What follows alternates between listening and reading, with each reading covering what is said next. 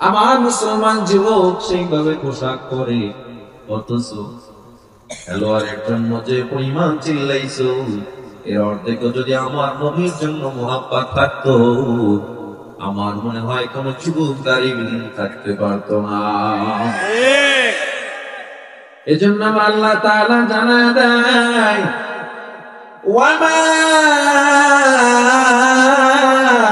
আরসালনাকা ইল্লা রাহমাতাল লিল আলামিন।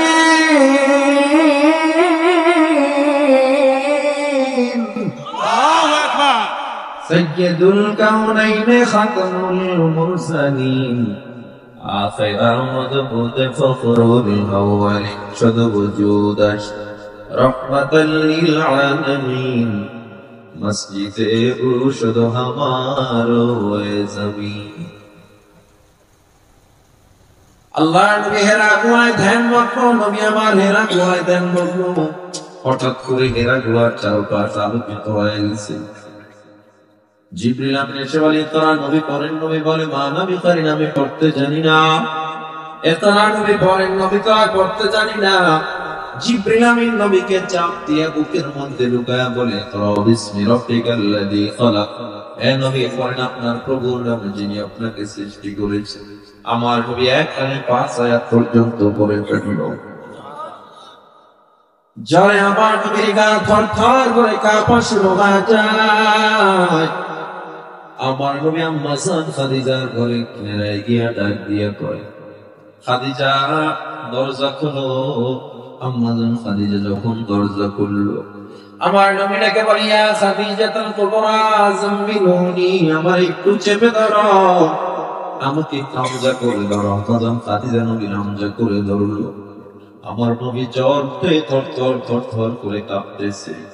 মায়ার নবী আম্মা জান খাদিজার কানের কাছে আমার নবী ঠোঁট দুইটা লাগায়া নবী আমার ডাক দিয়া কয়, খাদিজা এতদিন আমার এত ভালোবাসছো, আজ আমি অনেকটা কথা বলবো, আমার মনে হয় আর তোমরা পাত্তাও দিবা না ভালোবাসবা। আম্মা জান খাদিজা মানে কেন এই কথা বললেন? হে পয়গম্বর, হে মুহাম্মদ, এই কথা কেন বললেন? আমার নবী ডেকে বলে, খাদিজা আল্লাহ আমার উপরে কোরআন নাযিল করেছে, আজ থেকে কোরআনের আইন চলবে। এই মনে হয় মক্কার মানুষগুলো আমার আর ভালোবাসবে না। আম্মা জান খাদিজা আমার নবীর হাতটা ধরে ডেকে বলে, মুহাম্মদ, গোটা মক্কার মানুষ আপনাকে মানবে কিনা জানি না, আমি খাদিজা আপনার হাতে হাত লাগাইয়া সর্বপ্রথম মুসলমান হয়ে গেলাম। আমার মায়ার নবী ফজরের নামাজের পর দিনের দাওয়াতের জন্য নেমে গেলেন। যে আবু জাহেল আমার নবীর ছাড়া কিছু বুঝতো না, যে উতবা সাইবা নবীর ছাড়া কিছু বুঝতো না। নবীজি যখন কোরআনের দাওয়াত নিয়ে গোটা মক্কার জমিনে দাওয়াত ছড়ায় দেয়, ওই আবু জাহেল নবী সিজদায় নবী উটের পচা নারী বলে নবীর চেহারার উপরে চেপে ধরছে। আমার নবী বদদুয়া করেন না, নবী দৌড়ে খাদিজার কাছে যায়। আম্মা জান খাদিজা নবীর রক্তগুলো মুছে দেয়। আবার নবী আমার দিনের দাওয়াতে নেমে যান। একটা পর্যায়ে হিজরির 10ম বর্ষ যখন গোটা মদিনায় নবীর সব শত্রু হয়ে যায়, আমার নবী দিনের দাওয়াত দিতেছে, বেঈমানরা নবীর আক্রমণ করতেছে। নবীর আশ্রয়ের জায়গা দুইটা, একটা হলো চাচা আবু তালেব আর একটা হলো আম্মা জান খাদিজা। একই বছরে আবু তালেব দুনিয়া থেকে বিদায় হয়ে গেল, খাদিজাও বিদায় হয়ে গেল। আমার নবী জন্মের সময় বাবা হারা, আমার নবী 6 বছর বয়সে মা হারা। এত বছর আছে খাদিজা যে আবু তালেবের কাছে ছিল, আজ আমার নবী ডানে তাকায় মা নাই, আমার নবী বামে তাকায় দেখে বাবা নাই, নবী এতিম হয়ে গেল। উম্মে হানিফের ঘরে চলে গেল তায়েফে পয়গম্বর। তায়েফে যাওয়ার পর দুই ভাই শাসন করতো তায়েফ। ডাক দিয়া বলে, মুহাম্মদ এখানে কেন আসছো? বলে, কোরআনের দাওয়াত নিয়ে আসছি। খবরদার খবরদার, কোরআনের দাওয়াত চলবে না। আল্লাহর নবী এরপর দাওয়াত বন্ধ করেছিলেন। নবী আমার ওই প্রতিকূল পরিবেশে দাওয়াতের জন্য যখন নেমে যায়, তায়েফে ছোট্ট ছোট্ট বাচ্চারা নবীর গায়ে পাথর মারা শুরু করে দেয়। আমার নবী ঠোঁট ফেটে রক্ত পড়া শুরু হয়। আমার নবীর রক্ত পড়তে পড়তে জুতা পর্যন্ত আটকে যায়। এক ফোঁটা রক্ত যখন জমিনে পড়লো, জমিনটা থরথর করে কেঁপে উঠল। জমিন আল্লাহ পড়বার ডাক দিয়ে কয়, তার আল্লাহ, আর তোমার নবীর রক্ত যেন জমিনে না পড়ে। আর যদি এক ফোঁটা রক্ত পড়ে, ও পয়গম্বর, ও দয়ার আল্লাহ, আমি কিন্তু জমিন উল্টে যাব। জিবরিল আমিন হাজির হয়, কয়, ও পয়গম্বর, আপনি যদি এখন হুকুম দেন, তায়েফ পাশের পাহাড় চাপা দিয়ে মেরে ফেলবো। আমার নবী দোয়া করে, আল্লাহুম্মা হাদি কওমি লিআন্নাহুম লা ইয়ালামুন। আল্লাহ, আমার উম্মতগুলোরে মারবেন না, ওরা না বুঝে আমারে কষ্ট দিছে, ওদের হেদায়েত দিয়া দেন। ও পয়গম্বর, আপনি অর্ডার দেন। আমার নবী কয়, তা আমি সবাই মাফ করে দিলাম। এমন এক আদর্শ নবী আমরা পাইলাম। ও যুবক, যেই নবীর আদর্শ থেকে কাফের মুসলমান হয়ে যায়, সেই হিলাল কোরআন আজ পর্যন্ত গোটা বিশ্বে ছড়িয়ে আছে। আমার নবী যা ধারক বাহক, সেই কোরআনের আলো জামিয়া তালিমিয়ায় ছড়াইতেছে, ঠিক কিনা? সুতরাং এই কোরআনের আলো, কোরআনের নূর যদি সিনায় না নিতে পারবে, যে কপাল করা মুসলমান আর হতে পারে না। আফসোসের সাথে বলতে হয়, এ মুসলমান, গোটা বিশ্বে বেঈমানরা কোরআন দেখে দেখে মুসলমান হয়ে যায়, আর মুসলমানের ঘরে জন্ম নিয়া মুসলমান কোরআন পারে না, সন্তানগুলো কোরআন পড়ায় না, ঠিক কিনা? কয় সন্তান কই পড়ে? কার মাদ্রাসায়। কয় কিনা? মাদ্রাসায় পড়ে কোনো লাভ নাই। কোরআন শিখবে, মাথা গোলায় গোলায় আরবি পড়বে, আর কিছু জানবে না। এ মুসলমান, আমার জবাব দেন, ঢাকার মুসলমান, কোরআন কি শুধু আরবি পড়ার নাম নাকি? সব ইলম কোরআনে আছে। তাই যে বলতেছে কোরআনের অপমান করে কথা বলছে। এক একজনের সায়েন্স নিয়ে পড়ালেখা করে কত গর্ব, আমি বড় বিজ্ঞান, আমি বড় ডাক্তার, আমি বড় ডাক্তার, আমি বড় ইঞ্জিনিয়ার। অথচ যেই বই পড়ে পড়ে তারা বড় বড় সায়েন্টিস্ট হয়েছে, ওই বইগুলোর যে লেখক, তারা কোরআনের সাহায্য ছাড়া বই লিখতে পারে নাই। সুবহানাল্লাহ। ঋগ্বেদ, গীতা, বাইবেল, রামায়ণ, তাওরাত, জবুর, ইনজিল, কোরআন শ্রেষ্ঠ কোনটা? The Quran best book in the world, এই কথা আমার না, গোটা বেঈমানরা মেনে নিয়েছে, ঠিক কিনা? মানছে কি মানে না? সব ইহুদি খ্রিস্টানরা বলে কোরআনের চেয়ে শ্রেষ্ঠ গ্রন্থ কসমোলজি বিদ্যা আছে না নাই? অ্যাস্ট্রোলজি, বায়োলজি, জিওলজি, ফিজিক্সের জ্ঞান, পদার্থ বিজ্ঞান, মহাকাশ বিজ্ঞান, এমনকি তারকার চ্যানেলগুলো পর্যন্ত কোরআনে আল্লাহ দিয়ে দিয়েছে। Proxima Centauri, Alpha Centauri, Andromeda গ্রহ, ওই গ্যালাক্সির কথা কোরআনে আছে, ওই স্পেস স্টেশনের কথা কোরআনে আছে। এমনকি ব্ল্যাক হোল, আল্লাহ একটা গর্ত বানাইছে আসমানে, সূরা ওয়াকিআয়, ফালা উকসিমু বিমাওয়াকি'আন নুজুম, ওই জায়গার শপথ যেখানে গিয়ে তারকা পতিত হয়। ওই ব্ল্যাক হোলের বিজ্ঞান আবিষ্কার করছে 150 বছর আগে। আল্লাহ কোরআনে আরো 1400 বছর আগে আবিষ্কার করে রেখে দিয়েছে। এই কোরআনে আমরা মৌলবীরা পড়ি, বুঝেননি? বিজ্ঞান যা 200 বছরের মধ্যে আবিষ্কার করছে, কোরআন সেটা 1000 বছর আগে আবিষ্কার করে রেখে দিয়েছে। বিজ্ঞান বলে যাদের নিজের কোনো আলো নাই, সূর্যের থেকে আলো সংগ্রহ করে করে গোটা পৃথিবীতে চাঁদ রাতে আলো দেয়।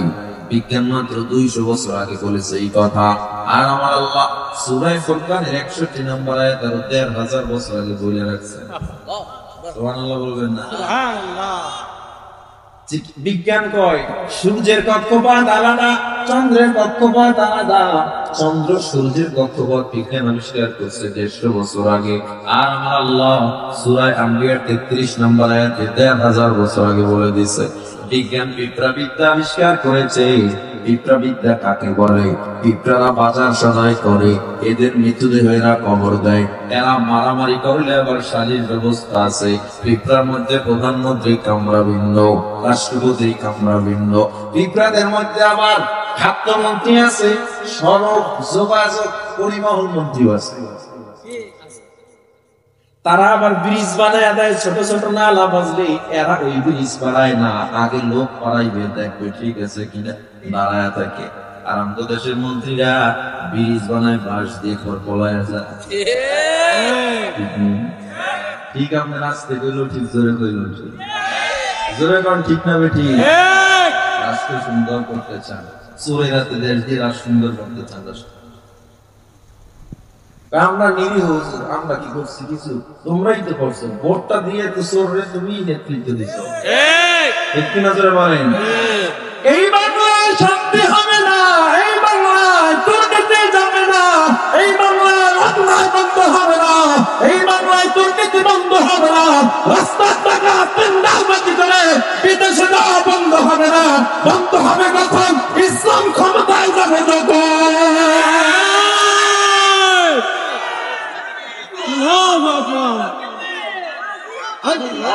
ইসলামকে মাইনাস করিয়া এই বাংলার মানুষ যতদিন পর্যন্ত রান ডান বাম এদেরকে চেয়ারে বসাইবা, খেলাফতের স্বপ্ন যতদিন পর্যন্ত বাংলার মানুষ না দেখবে, এই বাংলার মানুষ যতদিন ওমরের মতো ব্যক্তিত্ব নেতৃত্বের চিন্তা না করবে, এই বাংলার মানুষ যতদিন পর্যন্ত শাহ সিকান্দার সুলতান সুলেমানের মতো নেতৃত্ব চিন্তা না করবে, আবু বকরের মতো নেতৃত্ব চিন্তা না করবে, বাংলার মানুষ পদদলিত হবে, অবহেলিত হবে।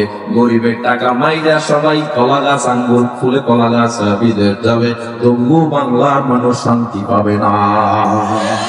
ঠিক কিনা বলেন? দেশ যদি সুন্দর করতে চাও, ওলামায়ে কেরামের হাতে নেতৃত্ব দাও। কারণ ওলামায়ে কেরাম কারা? ওই কোরআন পড়ে ওলামায়ে কেরাম হয়েছে যারা।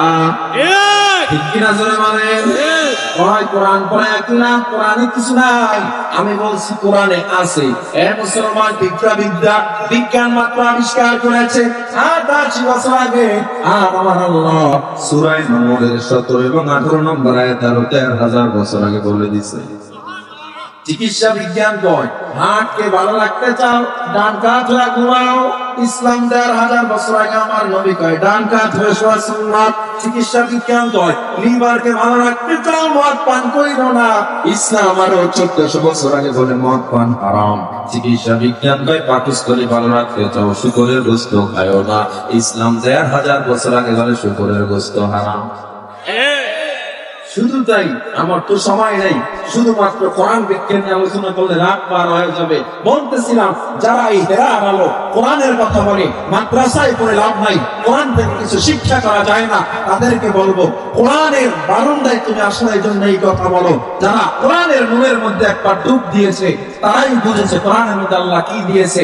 এই কোরআন দ্বারা রাষ্ট্র চালানো যায়, এই কোরআন দ্বারাই পরিবার চালানো যায়, সমাজ চালানো যায়, আন্তর্জাতিক অর্থনৈতিক প্রত্যেকটা বিষয়ে কোরআন থেকেই সর্বশ্রেষ্ঠ ভাবে সর্বশ্রেষ্ঠ নীতিতে চালানো যায়। এটা তুমি যতদিন পর্যন্ত না বুঝবা, এ বাংলা অন্যায় দূর হবে না, অত্যাচার দূর হবে না, হত্যা দূর হবে না।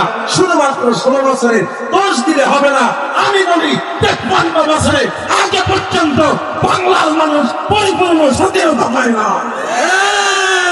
হ্যাঁ, ১৬ বছরে আমরা ছিলাম আইসিইউতে, এর আগের টাইমটা ছিলাম লাইফ সাপোর্টে।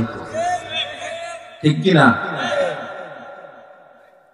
দেশকে সুন্দর করতে হবে, নেতৃত্ব আসবে সামনে।